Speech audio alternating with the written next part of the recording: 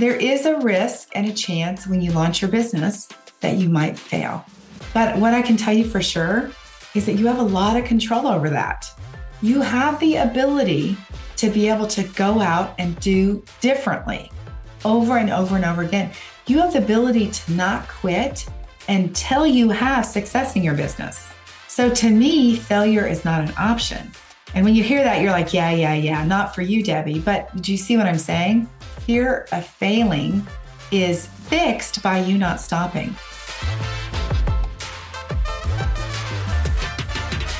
Hello, I'm Debbie Shadid, the host of the Life Coach Business Building Podcast.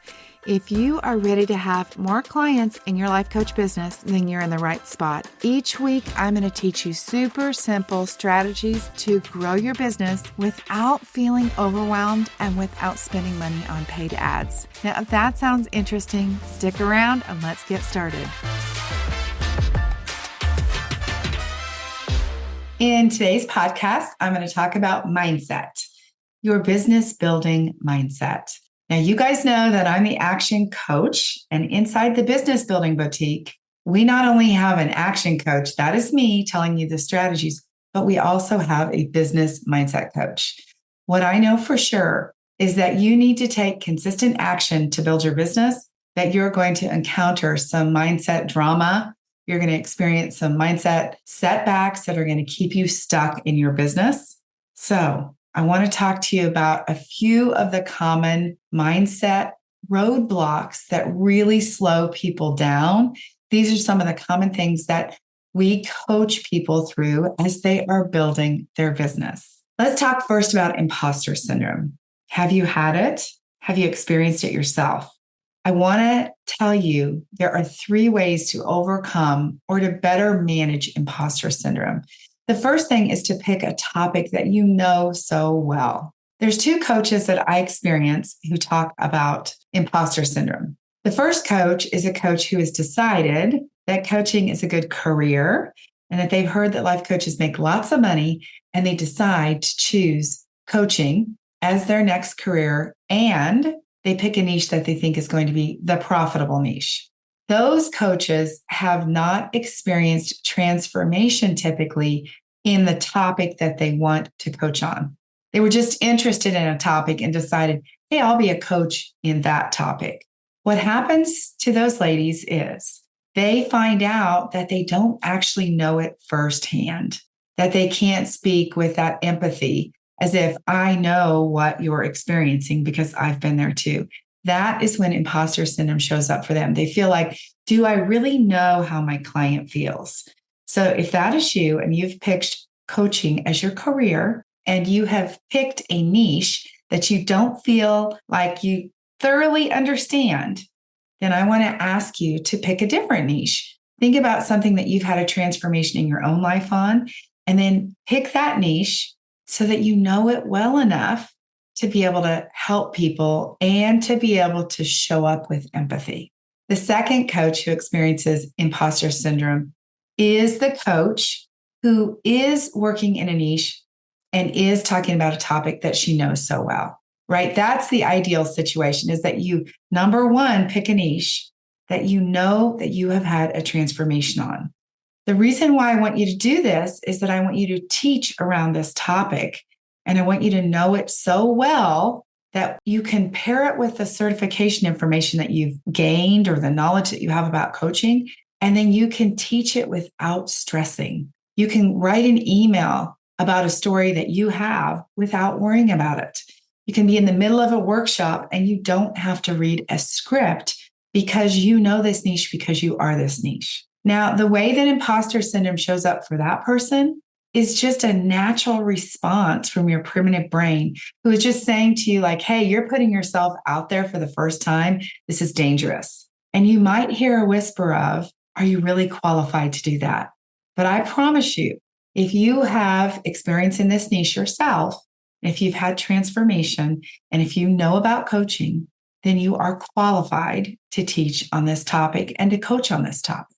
The second part of being able to better manage imposter syndrome is you want to make sure that you are acting as your authentic self. So I want you to be your future self. I talk about that a lot. I think as coaches, we really understand that. When I help the ladies in the business building boutique build their personal brand identity, I talk about you stepping into your future self and building your business from that place. But your future self does not look like me. Your future self looks like you, right? It looks like the best version of you. Your future self does not look like that person that you think you want to be like on Instagram. Your future self looks like you. So if you are feeling imposter syndrome, one thing that you might check into is that if you are trying to be someone you're not, then that probably has you feeling like you're being an imposter. All right. Third way I want you to manage imposter syndrome is to think about it as something completely normal. You should expect it to come up. This is just a normal response. I mentioned that already, that your primitive brain is going to tell you, hey, you're not good at this. Hey, people are not going to believe you. Hey, you don't know what you're talking about. All the different things that you hear, that back talk that you hear, just expect it to be there. And when you expect it to be there, you will not have the same type of resistance against it.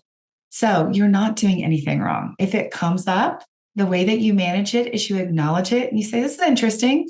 I hear you, but guess what? I know what I'm talking about and I'm not an imposter. So that is the way that you manage your imposter syndrome. All right. Let me recap it again. Number one, pick a niche and a topic that you know so well. Number two, be your authentic self. Do not try to emulate anyone else. And number three, just expect it to be normal. All right, let's talk about overwhelm. Let me tell you what, of course, overwhelm is a common business mindset trap. If I was to ask you, how are you on any given day? Many coaches say, oh my gosh, I'm so overwhelmed. I'm so stressed. I'm going to ask you, do you say that? Chances are you do, because I think that's a normal human response to how are you? Especially as women, we are doing so many things. We're managing families. Some of us are caring for our parents, our grandchildren, our children, right? Some of you guys work full time and you're building a business and you're taking care of all the household responsibilities and you're building a business. So of course you're going to experience overwhelm. Again, let me just say, it's totally normal. If you feel that, then just set yourself down and say, all right, let's get the facts straight here. What am I overwhelmed about? What's the reality of my situation? I kind of like to say, what is the fire that I need to put out next? And are all of the other things that I'm thinking about really that big of a fire? Probably not. All right. So what I want you to do when you feel overwhelmed is just to sit down and think of the next best thing in your business that you need to do. Consider the obligations and responsibilities that you have and look and see how much time you have. Then just do the next one thing. Inside the Business Building Boutique, we have a 12-step process to get you to where you have a solid business foundation built. You know how to market. You're talking to potential clients. You're coaching clients. Each one of those steps builds on the other. So when clients say to me, oh my gosh, I'm so overwhelmed, I say, look, we're doing one step at a time. So that's what I want you to do for yourself too. I want you to think about how you can show up and end overwhelm when it comes up today, tomorrow, and the next day. Another mindset trap is limiting beliefs. How often do you believe that this isn't going to work? That secret little whisper that says, this isn't going to work for you. It might work for them, but it's not working for you. Do you guys hear that? That's a limiting belief. Maybe you say to yourself, like, I can't coach those people on everything. Guess what? Let me just tell you, you don't have to coach people on everything. That's not necessary. You only coach people on the things that you feel qualified to coach them on. And guess what? If you get on a coaching call and somebody brings you a topic you're not comfortable with, you know what you do? You say, now listen, I am going to make a note of this, but this is not something that I feel comfortable talking with you about this week. Let me do some research. Let me think this through. We can talk about it next week, or let me refer you to somebody else. Yes, you guys, you hold the power to tell people I can't coach you on that. So when that limiting belief comes up, I can't coach on everything. Of course you can't. None of us can. And again, if you are working within a niche that you really know well, I suspect you can. The other thing that I want to mention is that you might consider what coaching really is. I think that some clients will have results from being able to talk. If you sit on the other side and you listen and you give them space to unload, sometimes I think that that creates a result in itself. A person feels heard. So think about if you find yourself in a place where you're thinking like, oh, I don't know how to coach on that. Think about some other things that you might be able to consider. Number one, again, that you might be giving the person exactly what they need, which is the space to be heard. Number two, you can tell them to wait. And number three, you could do some research and refer them to somebody else. What about that limiting belief that you're not ready? What is ready? How do you ever get ready? I don't know. I can tell you that so many of you guys spend so much time doing peer coaching, and that's really fantastic. But the way that you really get ready is just by putting yourself out there and doing coaching. Yeah, you really get ready when it's really people that you don't know. So I would recommend that you give free coaching to people that you don't know. That's a way to build your business. The last limiting belief that I want to talk about is money. If you have this thought that you do not want to ask people for money, my dear, you better get that thought corrected because money makes the world go round and you are exchanging a service for money, right? They don't go to the doctor for free. They don't go to buy something in the store for free.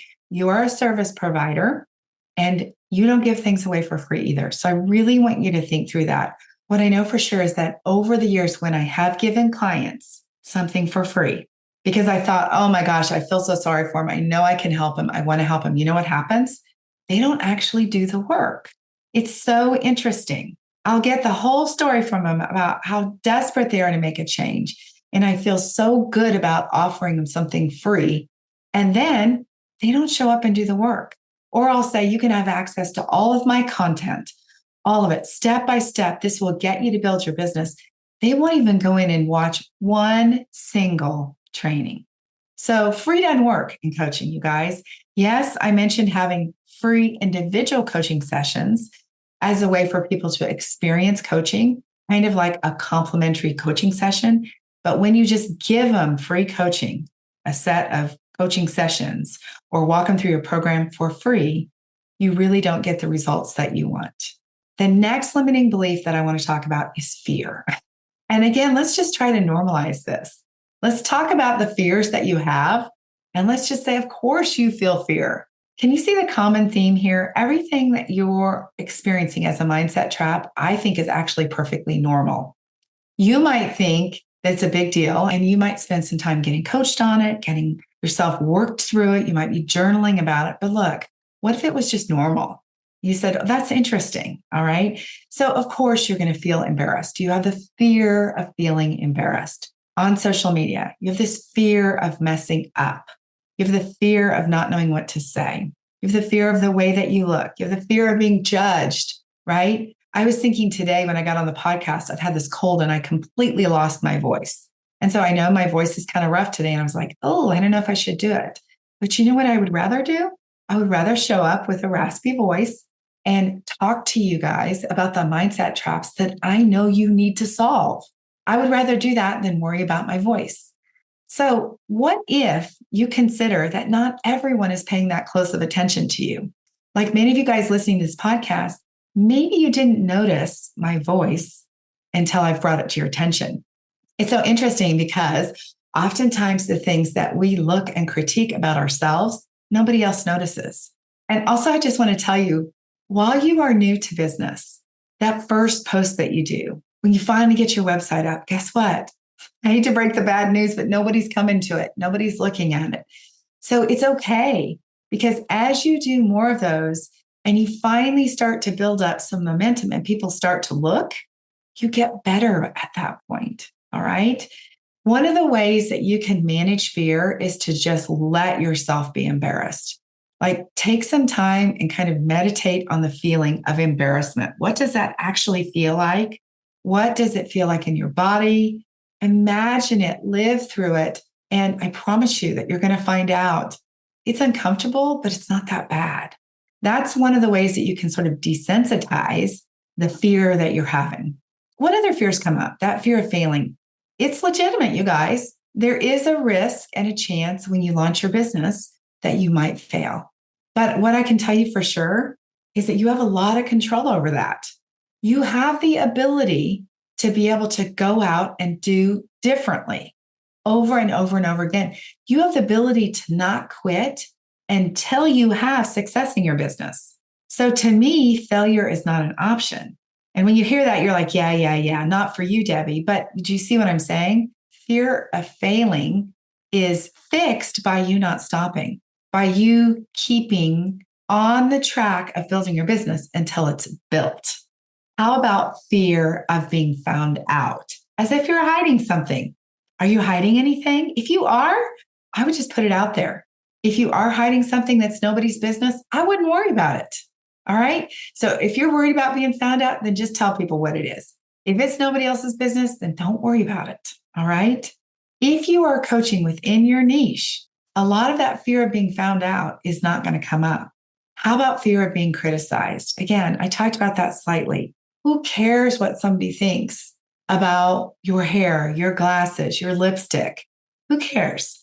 I always think it's interesting when somebody has criticism for me, and it happens, I wouldn't say regularly, but it does happen. I always think, oh my gosh, I kind of feel sorry for that person that they have so much time on their hands that they actually have time to write me an email back to tell me what's wrong. Or I think, gosh, I feel sorry for that person because they have so much anger that they had to take it out in an email to me. So that's what I think about criticism, right? If it's constructive, that's great. All right. How about fear of social media messages that you don't want to receive? People will say to me, I don't want to do social media because I get all the DMs of all the people who are selling me. And I say, yeah, that's part of being on social media. And those people, and I really mean this, you guys, those people are just trying to make a living too. They're just copying and pasting messages into people's DMs. And yes, maybe they're coming back 3 or 4 times, but who cares, right? That's not the way I build a business. That's not the way I teach you to build a business. I don't love the DMs either, but I have compassion for those people. They are trying to make a living just like we are, right? They're trying to get their business out there. It's not a big deal. You don't have to answer to them. Just delete them. Okay. If somebody is annoying you, block them. Another thing that I hear is fear of stalkers. People will tell me, oh, I have a stalker. You don't know. I have a stalker. Look, I've talked about this before on the podcast. Maybe you do have a stalker, but it is so unlikely. Most of those people are just weird people who make messages about the way you look, about wanting to meet up with you, about your picture, about something. I don't know why they do that. But that fear, you need to just address. Those 2 fears about being on social media and the DMs and the stalkers. Look, social media is free. You should be there whether you think it works or not. You should be there. All right, let's talk about fear of getting a no. No. No is a word that has 2 letters. That is it. No is just a word. What are you making no mean? The next time somebody says no, or they say, I'll get back to you, it's just like, interesting. They didn't say a word yes with 3 letters. They said no. Okay. It just normalized this as just not being a big deal. Who cares if somebody says no? I love to play the game with myself, imagining that if one more person says no, I'm one more closer to a yes. So how can you think about it? All right. The last mindset trap I want to talk about that really stalls you out and keeps you stuck and overwhelmed in your business is this one thought that this is too hard. That thought alone, that this is too hard, blocks your intuition. It keeps you from tapping into the inner knowing that you have. It keeps you from asking that really important question of, but what if I did know? Or what if it wasn't that hard? You see, when you are certain of that, it's like you're locked down. You don't even have the knowing to go ask for support. You don't even ask yourself, wait, if I think it's hard, how could it be easier? What could I do to learn to solve this? How could I approach this differently? A lot of times, what I think is hard is sometimes not as hard as I think. It's just maybe I'm tired, or maybe I'm distracted because I have so many other things going on. Or maybe I have put it off so long, I have built up a big story about it in my mind And it's really not that hard. So whatever it is you think is hard, I would make it the very first task of the day when you are the freshest, when you have your fresh cup of coffee and you are ready to go. And I would just figure out how to make that task easier, or to how to make it easier to build your business, how to make it easier to meet your goal. Everything can be adjusted to make things easier until you're able to do what you need to do. So those are the common mindset traps that I see coaches have that really slow down and sometimes even completely stall out their businesses. If you want to know the actions, the right actions, the easy actions, the simplest actions to take in your business, then I want to talk to you about joining the Business Building Boutique. And you guys, the gift that comes with that is the mindset coaching. Our mindset coach, she's magical. She will find limiting beliefs that you didn't even know you had. She will find the mindset traps that are slowing you down, and she will clear the path for you to be able to create success, for you to be able to do the things that I teach you inside the Business Building Boutique. So I want to challenge you. Do not let your dream sit on hold where you are stuck any longer. Get on a consultation call with me. Let's talk about how we can help your business. Both of us, my mindset coach and myself and my team, we want to make this the best year that you can have. 2024 is right around the corner. So let's get you set up for success right now. All right, DebbieShadid.com/schedule. Super simple. Get on my schedule and I will talk to you guys very soon. Have an amazing week. Bye-bye.